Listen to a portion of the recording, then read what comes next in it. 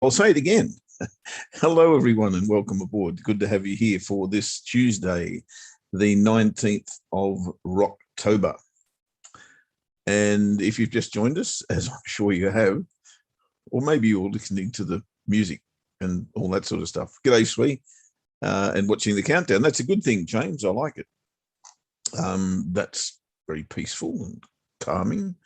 And that's what we need as traders before we hit Nerve Central, right? Which, of course, is now, 4 minutes away, the Open of London session. G'day, Paul P. How you doing, mate? Nice to have you here as always. And let's get into it, shall we? We shall firstly visit the pound US dollar screen. And we have been triggered, I believe, yes, barely, but we have been triggered into our third order long. Now, the rules to this breakout currently are, and I'm not going to trade the range today because the range has just been broken, right? The rules of this are that I take first, well, it's not really take profit. I move my stops to entry as a TP1 when we get 1-to-1, which we've done on both the other orders, right? So we're now at entry on the two longs that we've been in for nearly a week now. And the one that was triggered yesterday, we now wait for, I think it was 115 pips from memory. Let me just check that. Yep. So we've got to wait for 115 pips to expire or price to get to that level before we move our stops to entry. That means, of course, that we are at risk in this trade, stop loss down here. What I propose to do is, because it just is dumb not to do it, frankly, to wait for these two to get to 2.5-to-1, when this could reverse, take all three stops, and we've sat here for a week for a loss. That doesn't make any sense for me. So I'm going to make sure that we bank some on both of these trades that we've been in for a week by moving my stops just under the month, under the weekly pivot there, make it that level there, which was the daily pivot 2 days ago at 136.85. So both stops are going to 136.85. If they're hit and subsequently this one is hit, then we at least should go very close to break even on the three trades. And I think that's important to note. No matter what you're trading, if the system dictates that you put yourself at risk after having two trades in the market for a week, I think it's a stupid system. So therefore, I am going to move my stops to that 130. What did I say? 136.85. So let's do that for that one. 136.85. Done. And this one as well. That's the entry there. Why is that showing me that? Interesting. 136.85.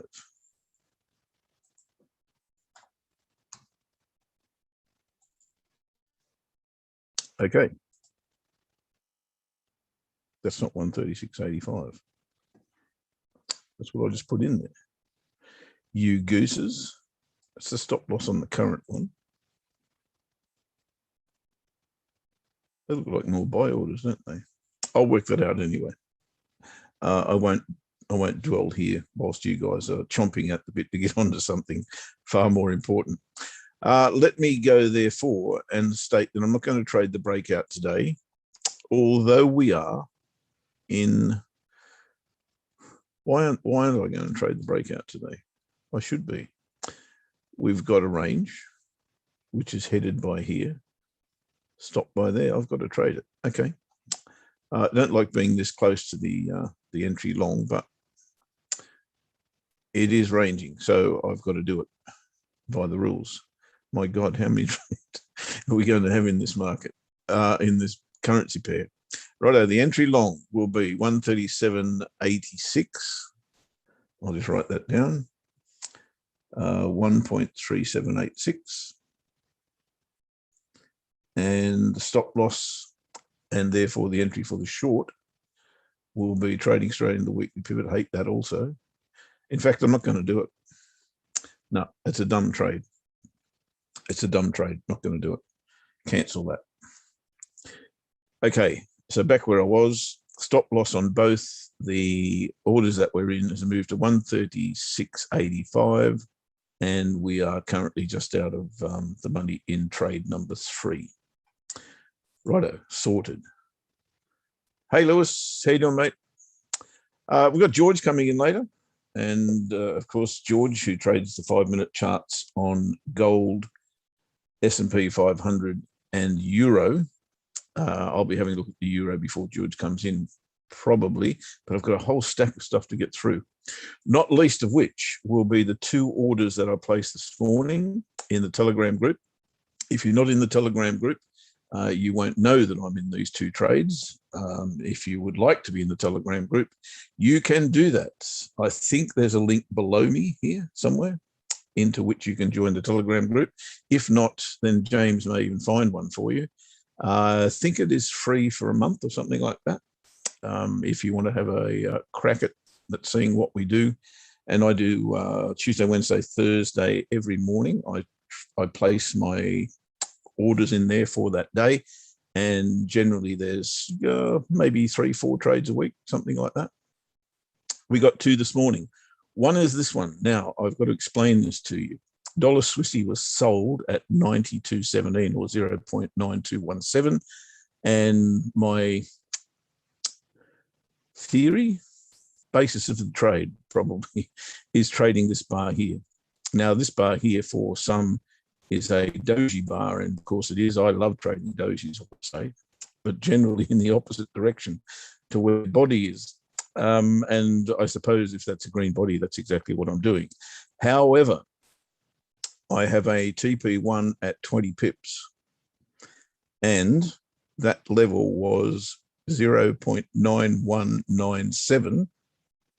The low of this bar is 0.91966.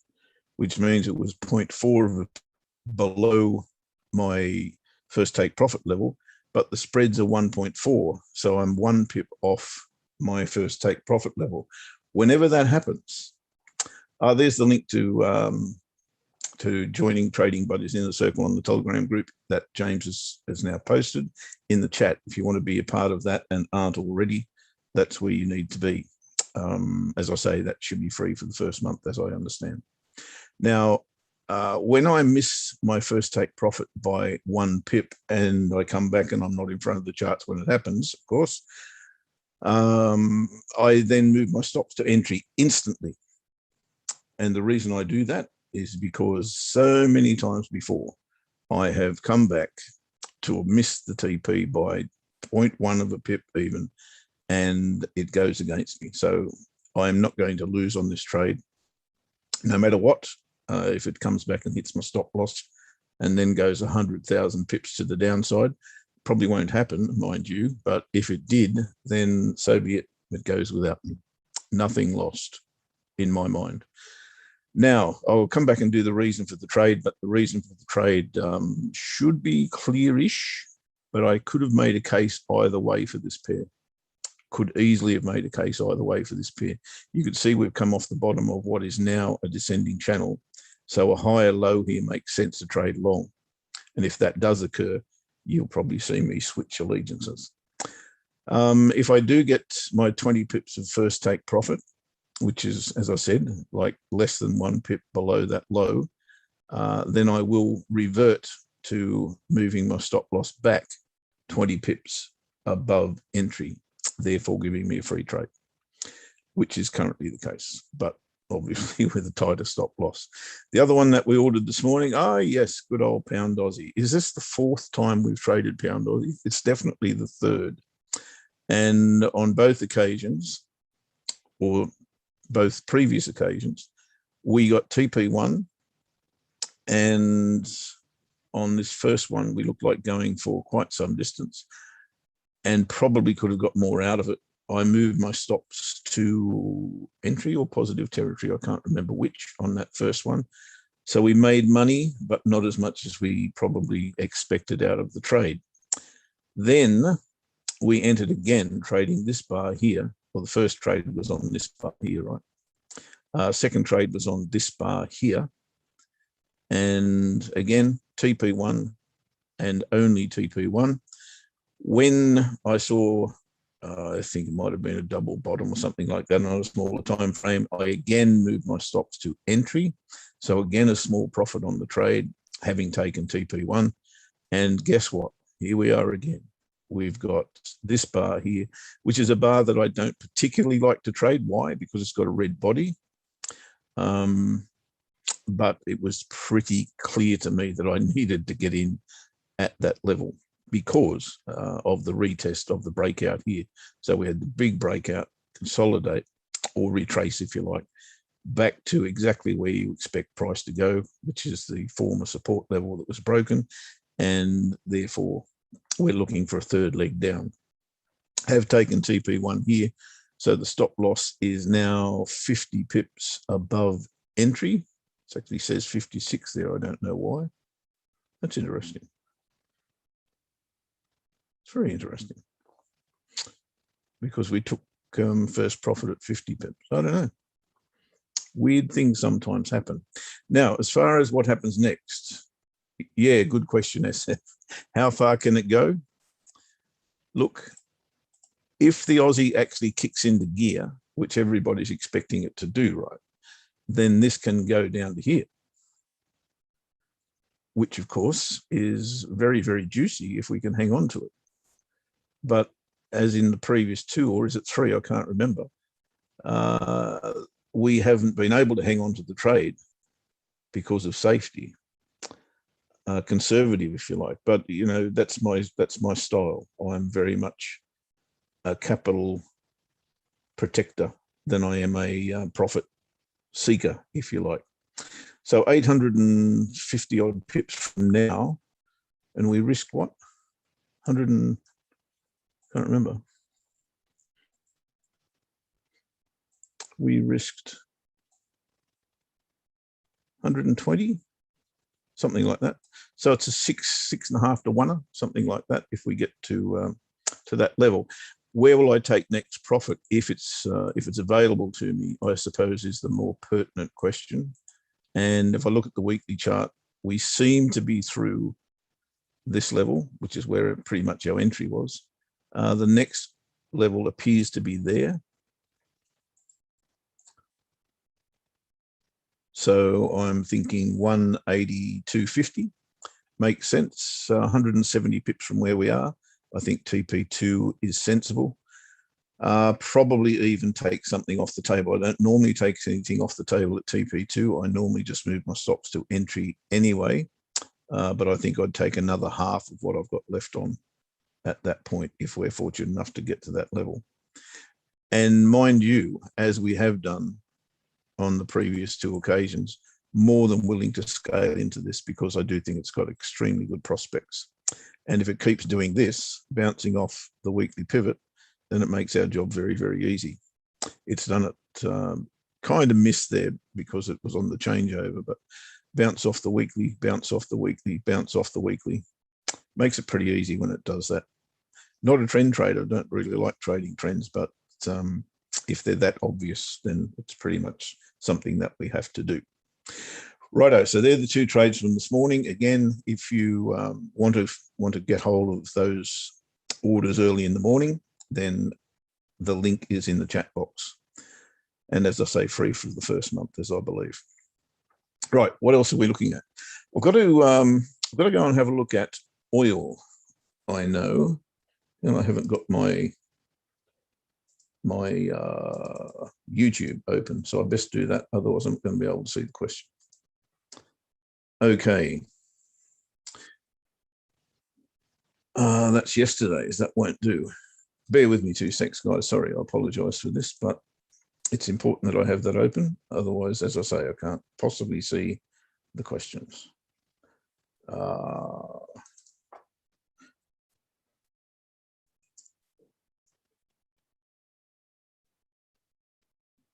Interesting.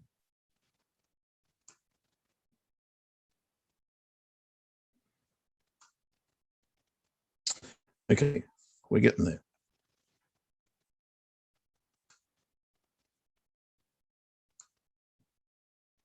Slowly. Why is it doing that? I don't know. See, I'm the most technically talented person on the planet. There we go. Now I can see the questions. Good afternoon, Ross. I am well. What currency is at 136 is your standard 20-point take? Okay, 136 would be, I don't know, 136, 186 maybe? Don't know. My standard take profit, 20 pips. No, I don't have a standard take profit. Well, I do. I have a default take profit on the automated trading or the semi-automated trading, but it's very, very rare that I will set that. Rather, what I do is look at the chart. And if the chart tells me that there's an obvious place to take profit, as it did here, right on the open of that bar there or the close of that bar there, whichever you choose. Sometimes it's different by a pip or two. Then that's the obvious level for me to take profit and make my trade safe. Why? Because it's potentially going to bounce here. And if it bounces and goes there, then I don't lose any money. That's exactly how I do it every single time. TP1 is my absolute, I was going to say God, but that's probably a little bit out there. Dollar strength going forward, I'll have a look at that, certainly, Lewis. You know, I'm not a fan of dollar strength at all, but it does have prospects in some instances, that's true. So SF, pound Aussie, I hope I've given you an indication as to where I'm going to take next profit. But as far as how far it can go, I think, as I say, if the Aussie actually gains the strength that many people think it can, I've heard parity, in fact, mentioned around the traps. If we go there again, sometimes I like that, sometimes I don't. Because last time we were at parity, or $1.10, I think we got to, I was importing golf clubs to play with, not to sell. Because they're so cheap when you buy them in the States. All right, that's neither here nor there. Pound Aussie done. What I wanted to do is have a look at the oil chart, because I was asked the question, would I trade oil long? I think if there was a pullback on this current 4-hour chart, the answer is probably not. And the reason is, although we are in an extreme, and I do mean extreme, bull market, we are also presented with a shooting star. That doesn't mean, of course, that the market's going to reverse. Far from it.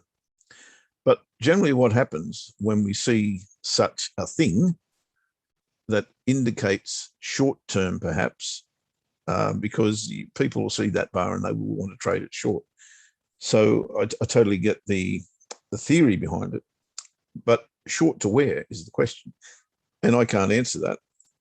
But what I can tell you is that level there makes sense to me. Far more sense trading there long than it does trading here long. Pardon me.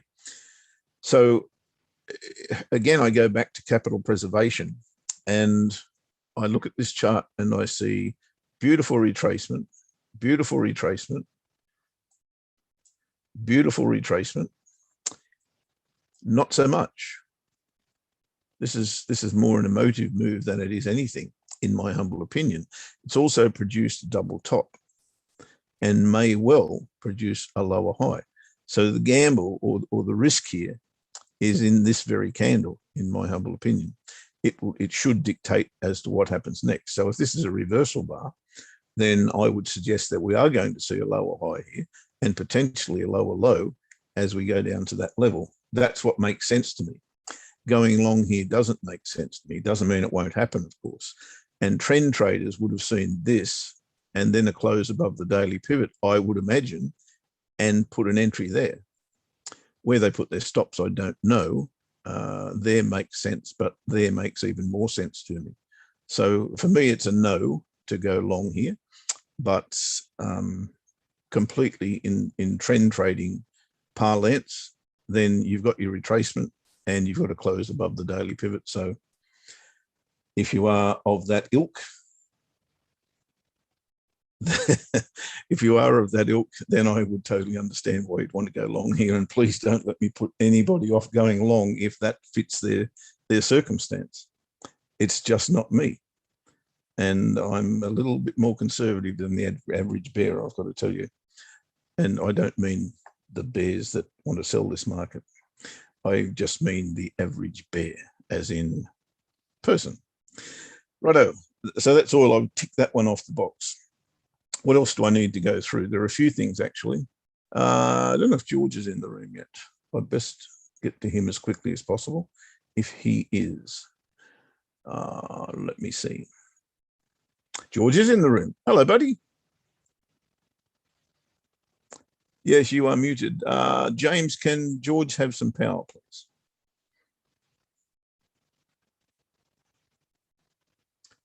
Try again, George. All right. There you go, buddy. How are you, mate? I'm good. Are you well? Yeah. I'm fit and well. Well, I'm well. Fit. No. Fit's probably stretching it a little bit. I feel okay. Let me put it that way. Markets on the move a bit, mate. Yep. Everything looking quite hunky-dory. I would have loved to have been earlier in the market today, but we've got to wait and see. What's interesting, I've put up, let me just show you the way I'm looking at things. Sure. Typically, I talk about just euro, gold, and US 500. But what I look at for some of the other accounts that I trade is, in my own humble opinion, 7 markets that kind of have a big bang in total in the financial markets. Oil is one. I've just heard you talking about that. The Nikkei 225, Hang Seng, FTSE 100, of course, US 500, gold, and euro. The reason I'm putting this up is I've been working on, I think last week, I'm hoping it's in your show, or maybe it was in my show, and I was talking about looking at the daily time frame, longer time frame. Sorry to interrupt. It's a bit like that, isn't it? Now, what show was I talking? Which sometimes I actually have to watch the replay to work out which one I said that in. So yeah, I get what you're saying. And but one of the things I said is when I look at the daily time frame, because I trade the 5-minute time frame, I get a bias or a perspective which I hold gently, like I'm holding an egg, because I'm very, very willing to change it. So just to quickly go through and I'll dig a little bit into this sometime tomorrow when I have my show. But oil, and that's Brent crude. If you look at it, just in a very strong bull channel. And when I look at it, there's nothing for me to do on an intraday because whichever way I look at it, the bulls are pretty strong. So I want to see a decent bull setup for me to look at going long. But I don't have that looking at yesterday's candle. It was an outside bear candle. But I'm not going to jump into any shorts if you look at this. So I'll just give that a quick pass. Nikkei 225 is actually on my watch list for today in terms of a sell, and I'll tell you why. Because I see this micro double top. So this is today's candle. This micro double top here is a test of this breakout point. So my thinking is that the bulls failed to capitalize on that. Bears control that. So today, I think that level of resistance there is pretty important, pretty significant. So I've got it as sell. So I'm going to see what pops up in this session or maybe in the US session. looking for sell off the resistance level there. Okay, if I look at the Hang Seng is not on my watch list at all. I didn't like the look of this structure here, because what this is for me is a trading range. You see that high and that low, and that break above it, close above it, was not sufficiently strong enough for me to consider looking into longs. And yesterday's candle, although the bulls controlled it, does not leave me thinking, oh, okay, there's probably more bullish price action. It looks like there is, but it was not on my price list, on my watch list for the day. However, what I'm watching is this level here. This level, let me just quickly show you where that level is coming from. Okay, so that level is 50% of this trading range here. Okay, so that for me. I think the market is watching that, and the market that's going to take that pretty seriously. So that's a level of resistance I'm looking at. So I'm keen to see how today ends up, whether we test that or it could be tomorrow. Anytime we get any kind of bounce off that, then on the 5-minute time frame, I'm going to be looking at sales off that level of resistance. Now, again, please just bear in mind that what happens is, if I've written something off, and if I say that it's not on my watch list, and I don't look at it, but if anything was on my watch list, like the Nikkei 225 here, and if I'm thinking, okay, that's a resistance level, but if I'm now watching on the 5-minute time frame, if the price structure and the price action there is telling me to go long, I'll go long. So I don't remain married to my bias and miss opportunities when they turn up.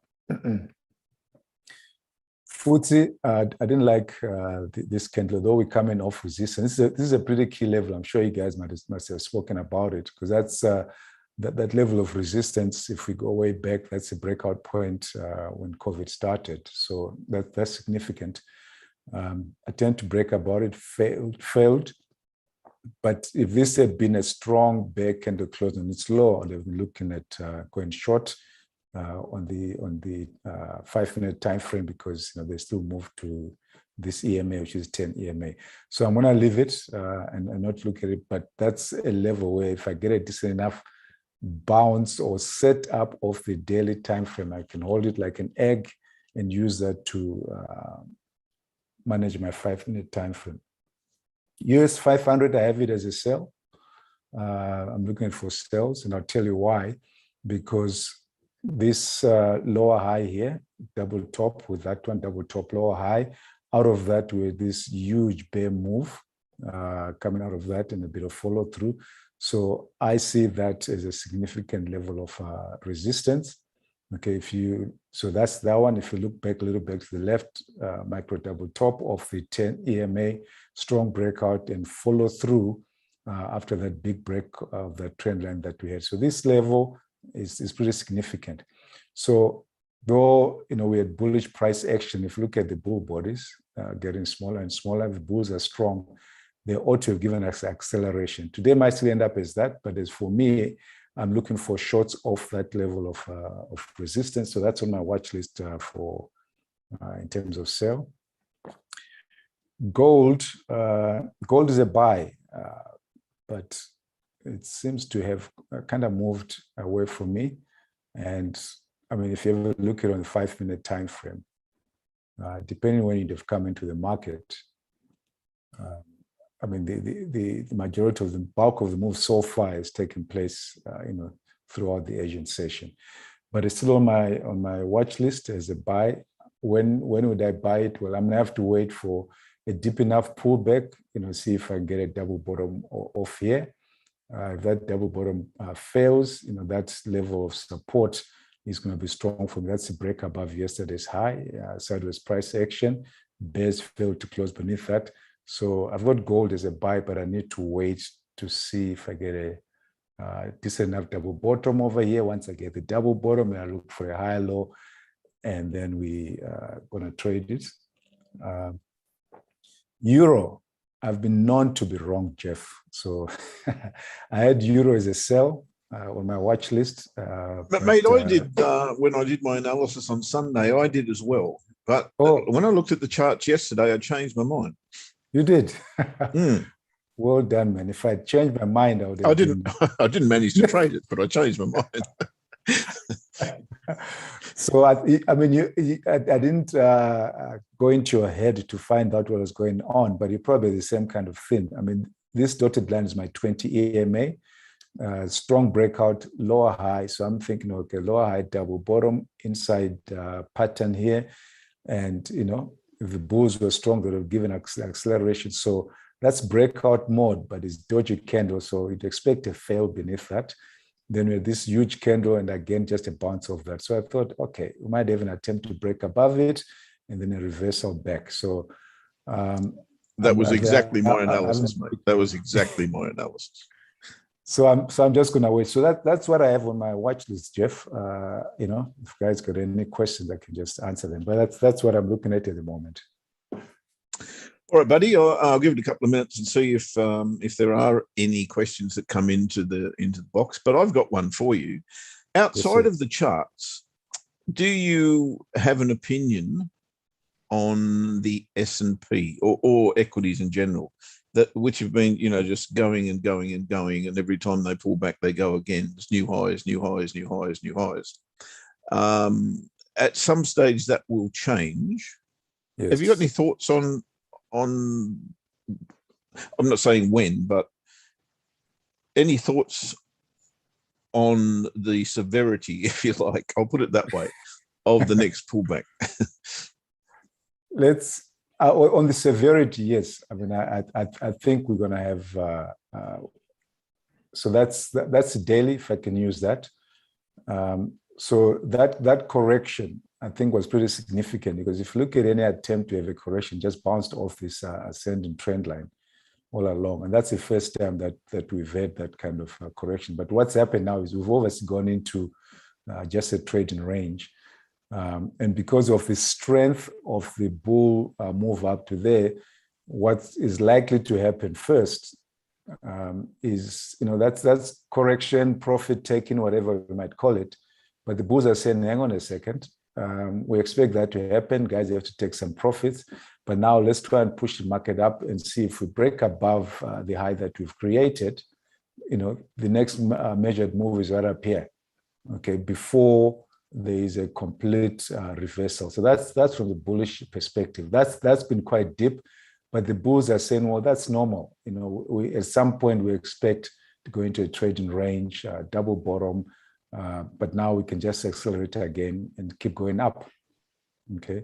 The bears, of course, if the bears are strong, they have to come into the market, either here or there, and just create a double top, and then come back into the trading range again.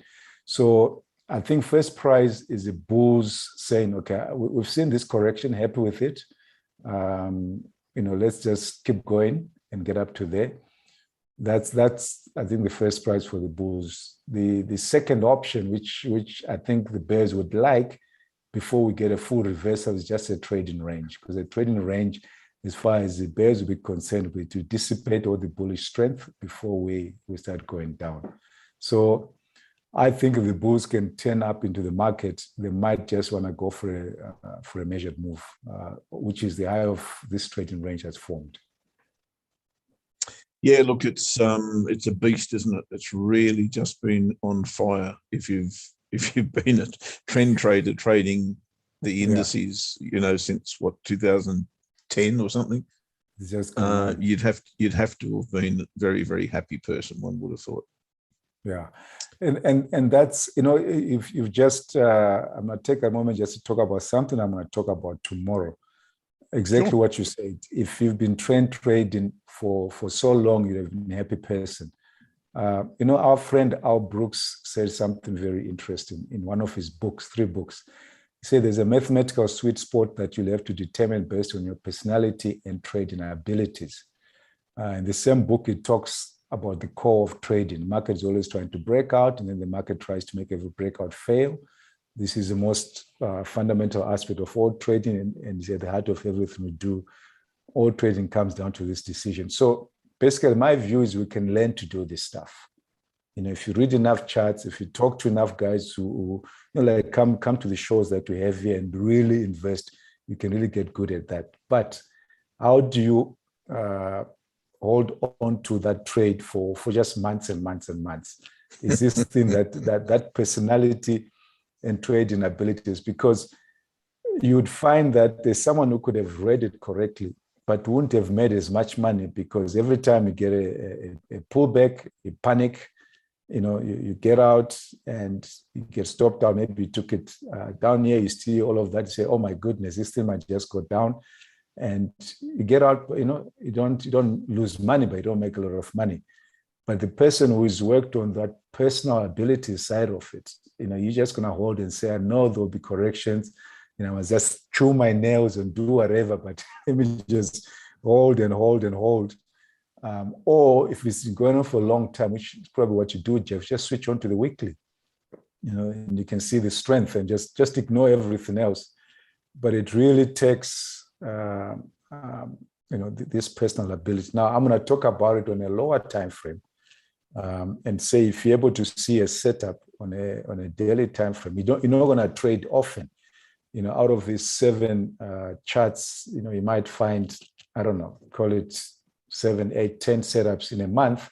And when they do set up, if you have the ability to get up into the Asian session, take the trade and just hold it for the day, once you fix that part, and don't worry about all of these pullbacks, and don't worry about that. Just say, listen, let me just hold and see what happens.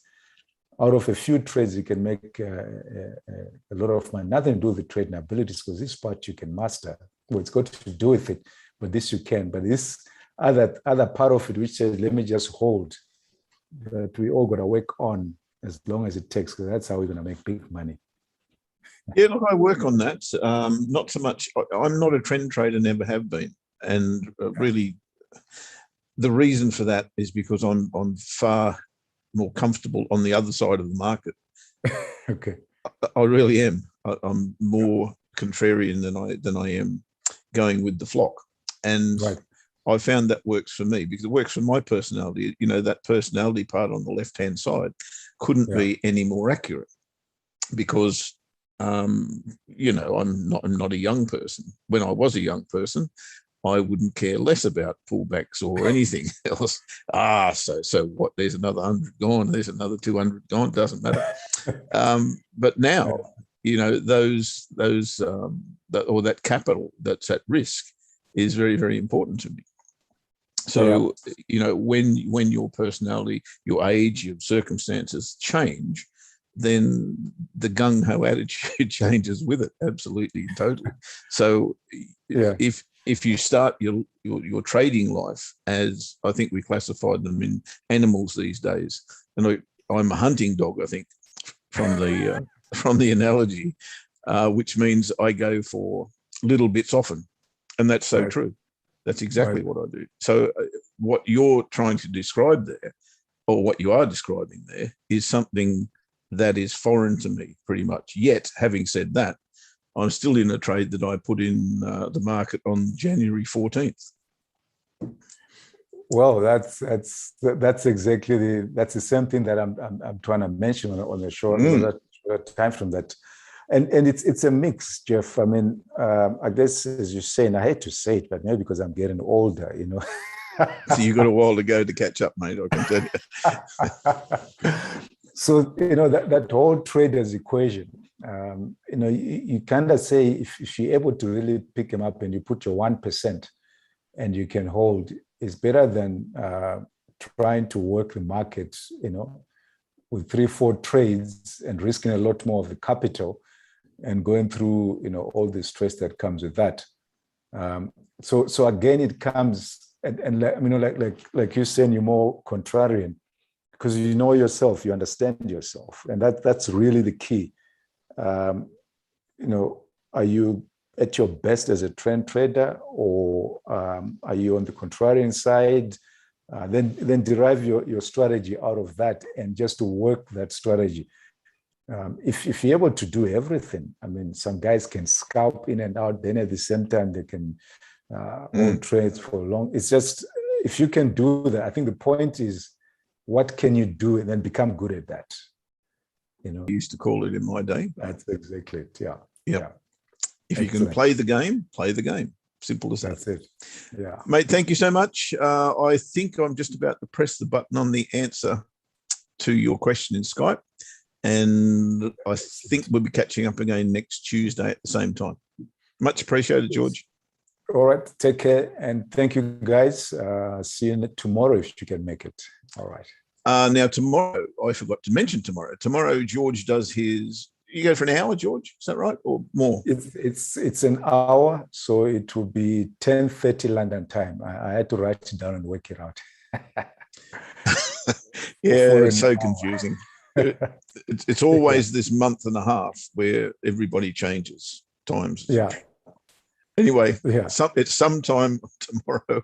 Check your local guides, as they say. That's it. Live trade and profits. All right, Jeff.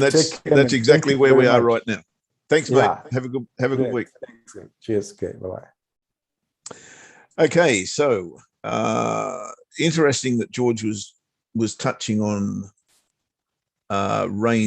ranging because that was going to be my topic coming up. I've just got to share the right screen here because I've got so many screens going on. Hopefully you can now see dollar Swissy.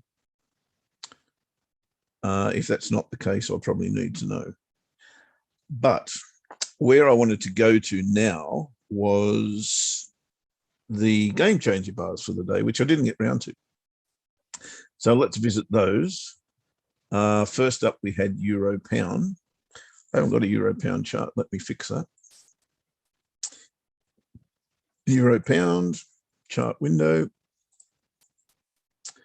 Template. That one. Holy blue. I don't know that that's relevant, is it? Maybe it is. Yeah, okay, it is relevant.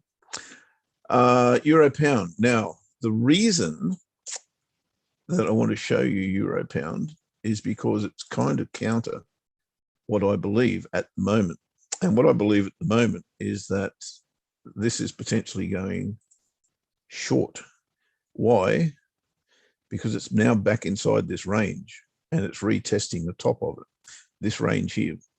Sorry, I need to explain, those of you who don't know how I trade and how I do my chart analysis. A range to me is something off which price bounces consistently. I don't care if it's a rectangle. I don't care if it's a channel, it can be a triangle. What else can it be, Lewis? But this one has, I'll go a bit tighter. Let me get rid of a few of these lines and make it a lot clearer. This channel that we were in for the longest time, this descending channel, false break,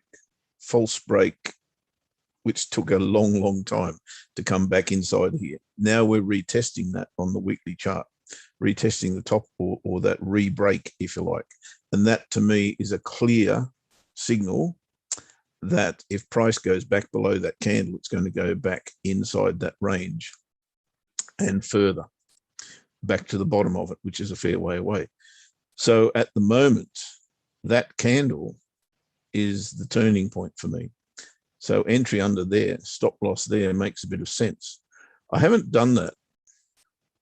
And I'm trying to ask myself the question, why? Because it's not only that, it's also the break short of this rectangle. So again, go back, the rectangle is a range. So it's a break below the two lows here and a retest of that as well. So it's not only the re-entry into the channel, it's also a break and retest, facilitating perhaps an ABC trade. What's an ABC trade? Some people ask. Okay, when you get the break of a level, generally it's a trend line for me. That gives you an A point. I better go tighter, otherwise you won't see it. And bring that up a bit. So we've broken back below this line here. That's giving me an A point. The bottom of that candle is an A point. The top of the next candle, which in this case is the current candle, will give me a B point. So let me go with a pen here. It's probably the most traded sequence, if you like, in charting. I can't get my pen to work, which is a bit frustrating. Maybe now it'll work. So here, no, that's too big, said the actress to the bishop. There. So there's your A point, because we've broken the level, this level here and this level here. The B point will be the top of the current bar, potentially there at the pivots. The C point, you're looking down here somewhere. So down, up, through. But there's your target, really. There's the bottom of the channel. So that's what I'm thinking. That's what's in the back of my head. So when I look at the game changer bar today, which is suggesting the exact opposite to that, I then have to pretty much dismiss it out of hand, because that's not what I'm seeing. If we come back into this range, being the rectangle, then different story. But whilst ever we're below it and we've got a retest of it, then I have to be thinking the opposite direction. That was a long way around saying the game changer bar is not one that I want to trade today. Do I want to punt on that being the entry bar for the short and trade it from there? No, because that's not the way I trade. I'd much prefer to have this insurance here. The insurance being that if this bar is indeed a game changer bar, then price will go that way and it won't take me into the bad trade. So if I go entry here, yes, I lose all those pips if I'm right, but I gain these down here. And they're the only ones that are important to me. These aren't important to me. It's just like George and I were just discussing your personality and how much you actually want to get out of each trade. I'm actually the reverse of that. I want to know how much I can lose if I lose. That's the difference for me. And that's why you'll see that I have a very, very high win-loss ratio in terms of trades that are winners or break even versus losers, yet my profit in terms of percentage per week or per month is relatively low for a trader. That's the trade-off. You can't have it both ways. The financial markets will not allow you. It's just a thing. Believe me, it's a thing. You cannot put 50% of risk on and expect to win 50% of the time. It doesn't work, won't work. You only have to lose twice and you're out, right? If you are prepared to balance your risk appetite with a strategy or a system of trading that will give you exactly what you're looking for. In other words, if you want to win 40% of the time, yet win 10% per month, entirely achievable if you get the right system or right strategy of trading. But if you're like me and who hates to lose, I just hate to lose, full stop. That's my thing, because I can't stand drawdown. Just doesn't work for me. In other words, my risk profile is extremely low.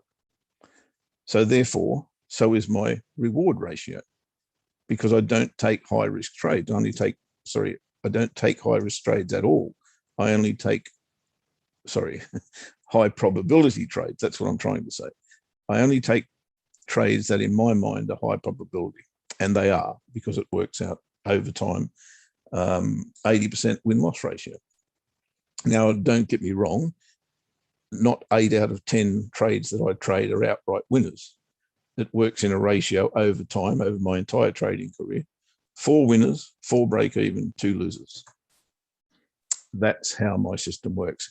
And it works like that because of things like insurance bars, as I call them, because I don't enter here. To me, that's a real gamble. But entering here is not a real gamble at all, because the probability of price going further down, if it comes back to that level, is a lot higher than it is of bouncing off the weekly pivot and going down there. And that's the whole thing.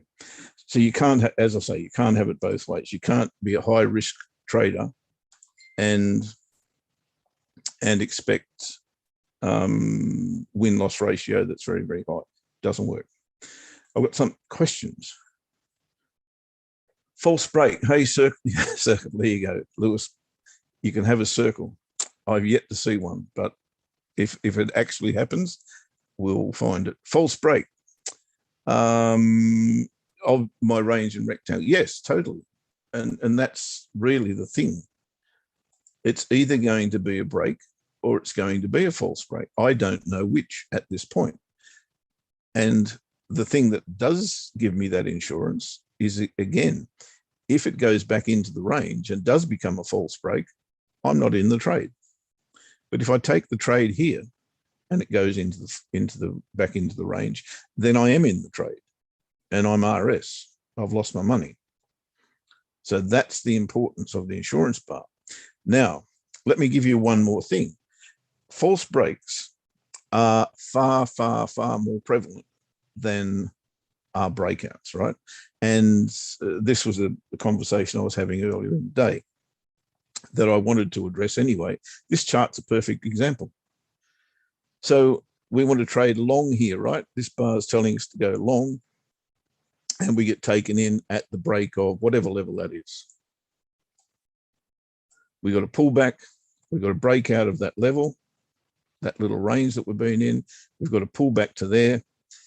And we want to go long at the break of that level, which is 86, right on the figure pretty much.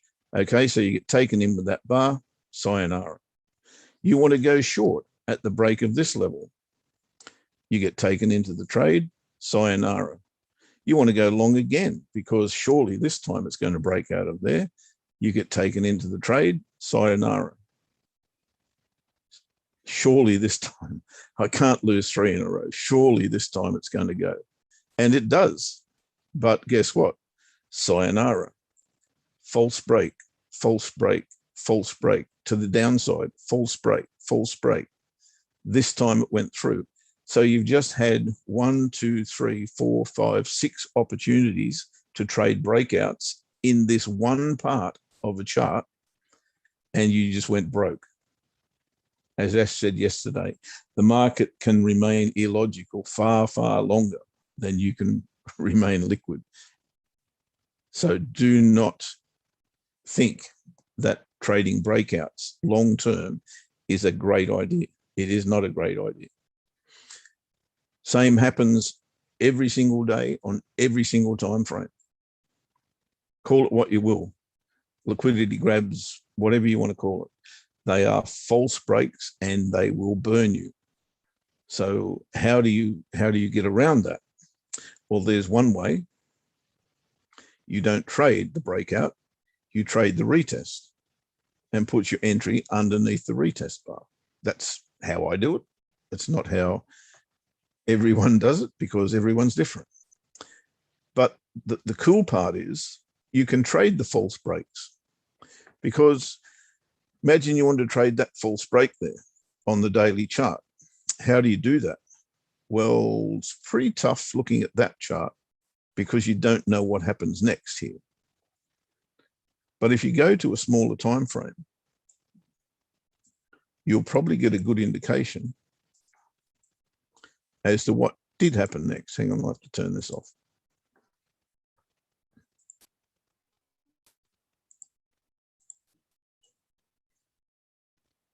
So there's that breakout there, right? When is it false and how do you know it's false?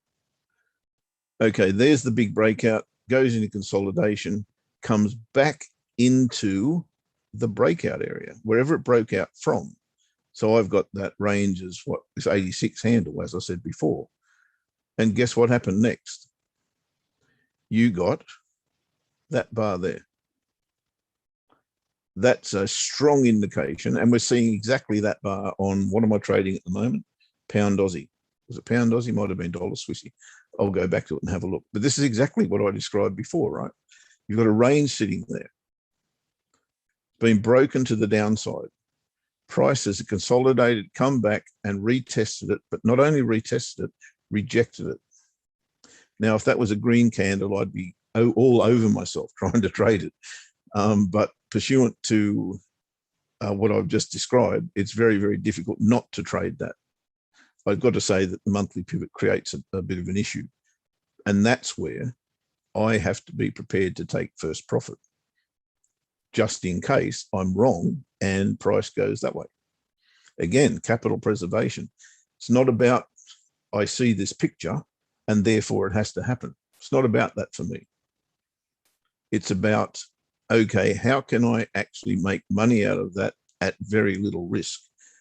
And that's how I achieve that, by taking my first profit at a clear level to me.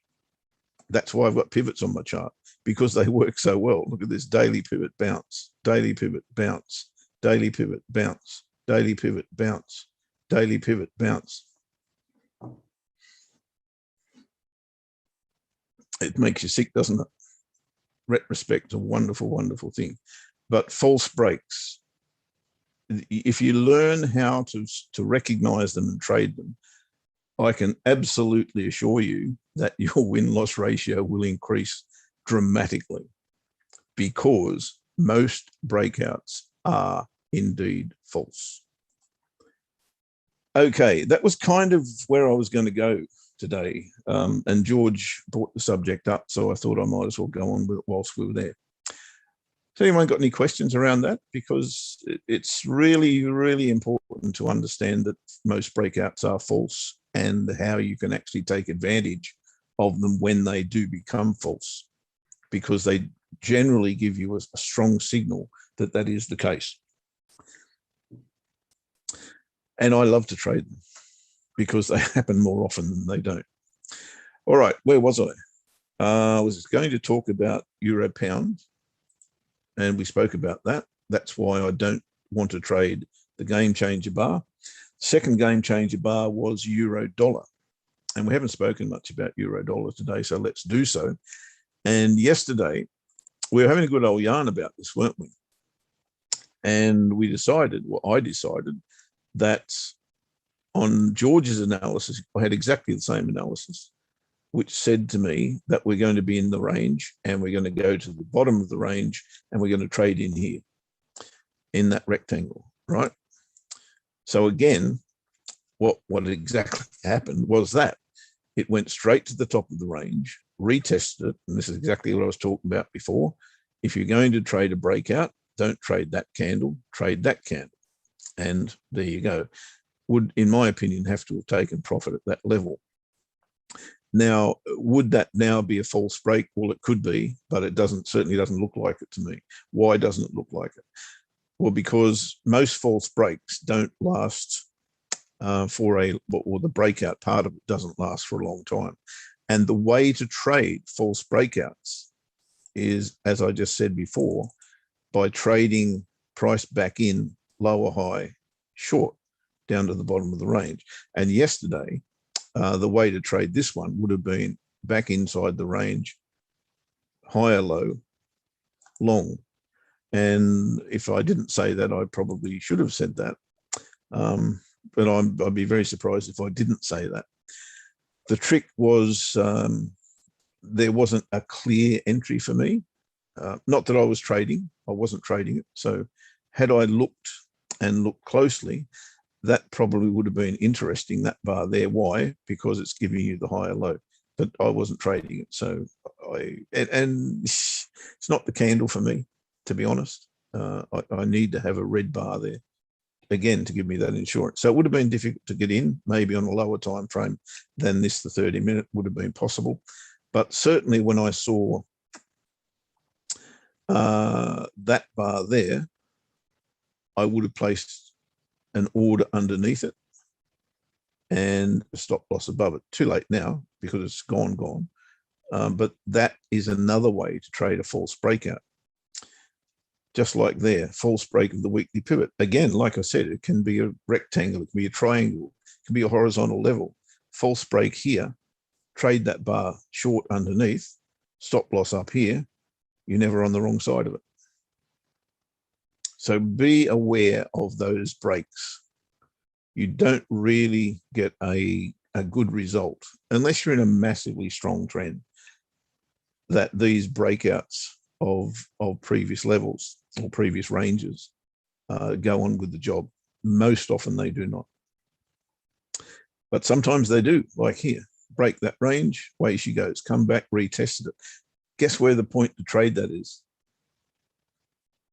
Not there, right? Here. That's where you want to trade it, when it comes back and tests it. So it's either going to give you the false break, or it's going to give you confirmation that this is indeed probably a reversal now, because you've got your double bottom, you've got your higher low, you've now broken the neckline. A retest of that now makes it worthy of your attention, in my opinion. It's a lot to consume, I know, if you're not switched on to it, but pay attention to every time the market breaks a level, what happens next. And 1, 2, 3, 4 before it actually went anywhere, and 5 before it actually went through. You can go broke very quickly trading those sorts of things. Okay, how's our pound doing? It's going long again. That's a good thing, not a bad thing. Again, if you just joined us and didn't or have been following the pound breakout trades, I have moved my stops to 136.85 on both of these. I know it doesn't look like that here. I've got to work out exactly what all that is. It looks like a mess to me, but I'm not prepared to. Oh, we bought again, haven't we? Yes, we're trading long again. So we're now in 3 trades, long on pound versus the dollar or cable. TP1 on this trade, I haven't mentioned. I've got to cancel the short, by the way.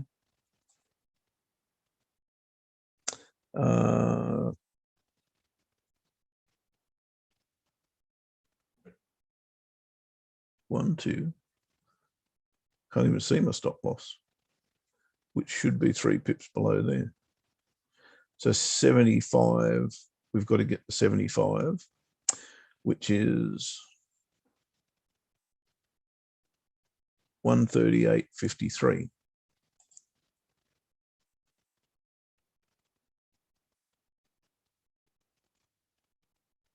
$138.53. There is TP1, at which time stops go to break even, or entry, sorry. Same thing. On this one, 2.5 to 1 is where you get out. There's no TP1s. There's just get out, close the trade. Same for the other two, 2.5 to 1, get out. So that could be an interesting couple of weeks. See you, Lewis. Have a good one, mate. I don't think there's much more to go, to be fair. I have done I did say pound Aussie was a game changer bar, didn't I? Today. And that, of course, is what we're trading. I don't think there's much more, guys, to be honest. Euro, Swiss, dollar, Swiss. Anything you want me to look at before I go, guys? Any more questions that I need to be answering? I don't see any more in the questions box. I better check YouTube, which I haven't been doing. My apologies for that. I've been talking. I always get caught up talking, don't I? Yes, Ross. Fit as a bent fiddle, I think. No more questions. Then I think we're good to go. I don't think there's any more management needs to be done, guys. It's pretty much all as it should be.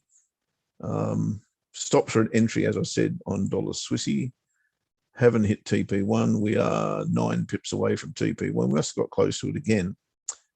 And as I said, if we do hit TP1, I will move my stops from entry to 20 pips from entry, and that is above entry, which will put me about there, pretty much at the top of today's bar. That's a pretty good place. So I'm hopeful that is the case. and we can ride this if it does get away from us. I was going to go through the analysis that was right. And I said earlier that this could go either way and I could make it way, which I can. And the reason I can make a case for the long is, or should be pretty clear, at least if you're a trend trader. I'll go a little bit wider on here. It looks to have reversed. So left head. I am in Tasmania after all. Left shoulder, head, right shoulder. Neckline. Where's your neckline? That's a good question. I'm going to say it's not clear to me where the neckline is, if that's what you're thinking. But it's, since it made this right shoulder, it's gone higher high, higher low, higher high, potential higher low. Not there, but it is potentially forming. And the channel that is also potentially forming is suggesting that we have already bounced off the bottom of it. And therefore, we could well be looking at a higher low. Now, my contention was going in the opposite direction, that we have a pretty clear head and shoulders here, in my humble opinion. That channel could pretty much come down to there and be exactly the same thing. And that therefore becomes the neckline. If that's the neckline, then we can pick it up off the lower high here by challenging the neckline, which is exactly my thought process. And so therefore we've got left shoulder, head, right shoulder, lower high, with a candle that I do like. Love trading dojis, especially if they've got just that hint of green in them. So that's why I've taken that position. Now, look, this could still be a higher low. So at this point in time, I'm not really unhappy that I've got my stops at entry, because again, if this does become a higher low, we're up to here and I would be obliterated. And that's not in my makeup. Don't like that. That gives me the SH1Ts. So that's pretty much the story, guys, as we go into a Wednesday. I've got nothing more to say. We are where we are and pretty safe. The only thing that's going badly is pound Kiwi, and that looks to be in dire straits. Again, this is one of the long-term trades. I'm trading this on the monthly chart. And the stop does look to be vulnerable here, I'd have to say. It's not a fait accompli, because we've still got a double bottom or a tweezer bottom, still got a higher high, still got a lower low, so higher low, still got a higher high. This needs to become the higher low. If it doesn't, then sayonara this trade. Euro CAD, I haven't got it on this chart. I don't know where the stop is. Oh, there it is. Okay. I've got to think about this now as to what I'm going to do in terms of a trail. We are now, we traded that bar there, right? So we risked 415 pips from memory. We are now 1,026 pips to the good. 2.5 to 1, basically. This is the testing point. But really, you're on that monthly chart. This does look very, very bearish, I've got to say. Pullback certainly would be expected. Where to is the question. Maybe back to there. Maybe. I don't see that, to be fair. Or if I do see that, then I'm thinking we're probably going to have our stops hit at some stage, because this too could become a false break, right? It doesn't look that way at the moment. If I saw a retracement close beyond that level, which is 145.70, then I would start to think, right, this is going to be a false break. We're going to lose this, or we can't lose. Obviously, our stops are below our entry, but we're going to be under stress in this trade, and I don't want to be. I want to make as much out of this as I can, and that's why the stops are still a long, long way from where price is. But I've got to be realistic.